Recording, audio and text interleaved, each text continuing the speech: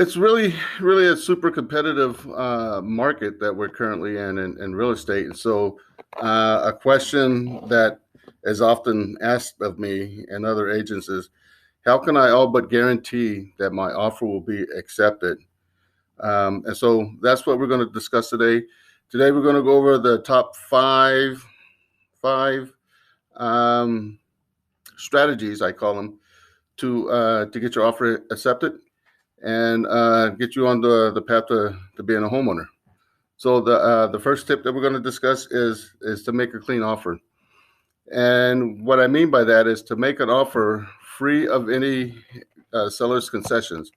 You're not going to ask the seller to do anything for you other than to agree to your your purchase price, and so.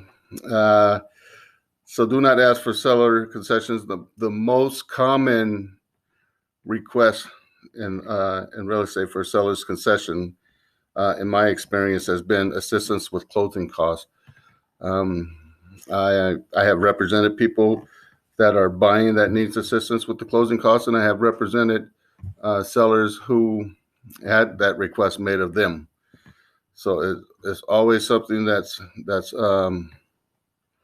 frowned upon, but it's sometimes a necessary evil in order to get the deal struck. So, but if you do need to request seller's assistance, then you should compensate them in the amount of the aid that you're requesting. And what I mean by that is, if you need $5,000 in closing assistance, then you should offer $5,000 on top of what you were going to offer. So let's use the example of $400,000 list prices. So that's what you were going to offer. So if you were going to offer $400,000 and you need $5,000 closing assistance, then what I would urge is that you make your offer for $405,000. So then that way the seller still walks away with the same amount of funds as if it was just a true offer of $400,000. So that's tip number one. Tip number two: submit your offer above list price, and that should be self-explanatory as to why you want to do that in today's competitive market. But most in most scenarios these days, we have a multiple bid situation or multiple offer situation, and there are some that are over the list price. By how much, it depends on the listing and the condition and everything, but you can almost rest assured that any offer that's made will be made above list prices. So you should go into the negotiation phase of it knowing that you're going to have to offer a little bit more than what the house is listed for. And that leads us directly into the tip number three, and that is to leave room for negotiations. If you are pre-approved for $400,000, and I would strongly urge clients that approved for that amount not to begin their search at that amount. Search at $375,000, for example. And what that'll do is that will allow you room to negotiate up in price to that $400,000 level. This could be key because there's just ways that we can help. Just put ourselves in the best position possible if we leave ourselves some room to negotiate. Now, one of the ways that we do that is by using an escalation clause. And what an escalation clause will do is it'll tell the other agent, the listing agent, if I'm representing the buyer, you the buyer, and there's a house that you want to make an offer on, and it's at $375,000, we submit our offer for $380,000, but then we use an escalation clause that says that we will beat any offer by, let's say, $1,000 up to the $400,000 mark, our pre-approval of $400,000 mark. And so we submit an offer. We find the house at 375. We submit an offer at 380. If somebody comes in at 384, for example, then we're going to automatically escalate up to 385, and onward and upward until we hit the ceiling that we set at 400,000. So that can kind of help you ensure that you will not be outbid by someone else up to the amount that you set. So and with that, if tip number four is if you have a large earnest money deposit written into the offer, are explained, are detailed in the offer. A strong earnest money amount is anywhere from 1% to 2%. So again, using our $400,000 house as an example, we make an offer of $400,000.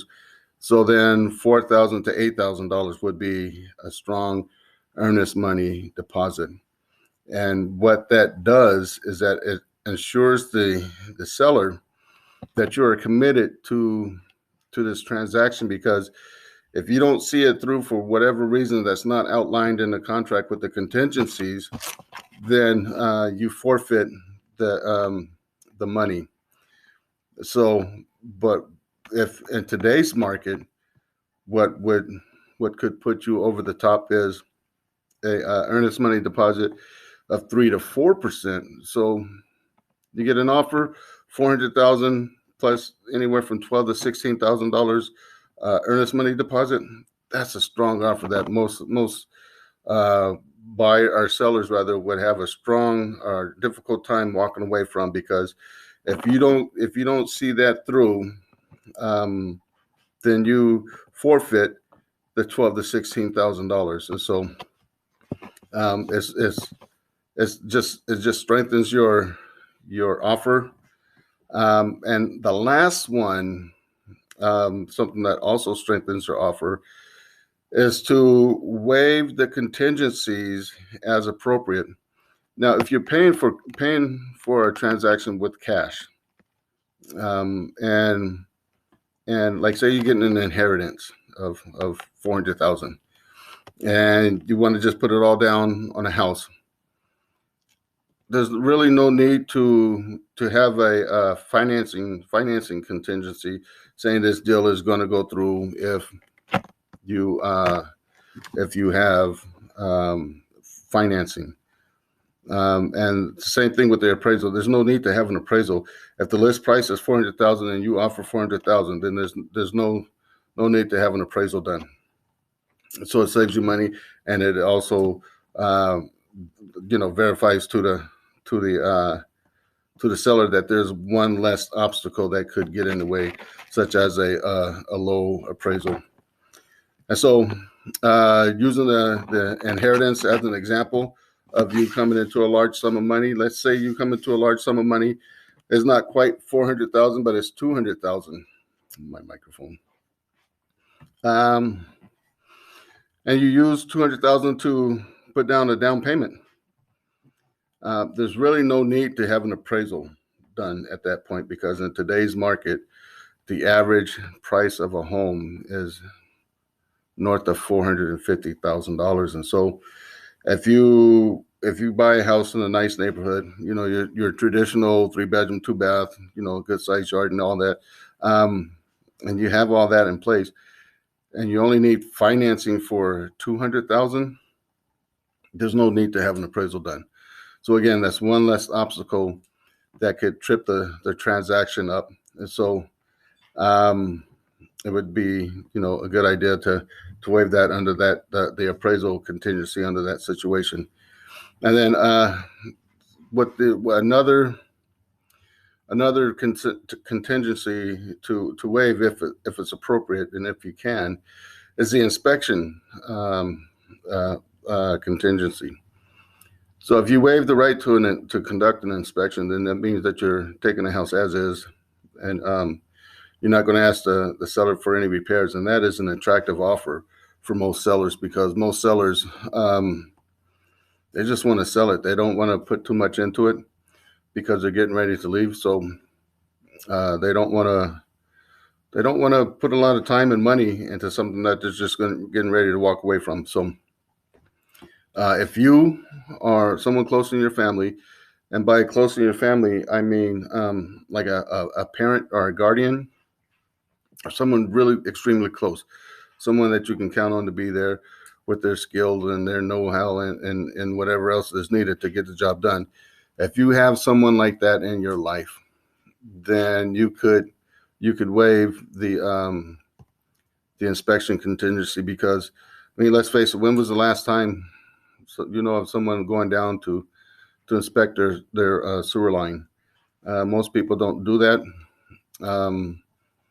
I've been in my house since 2003, and I have not had that done since we purchased the house. So my point is, if you can make a presentation or an offer or present an offer in which you're waiving the inspection, the appraisal, or the finance, and that's going to definitely improve the likelihood of you getting your offer accepted.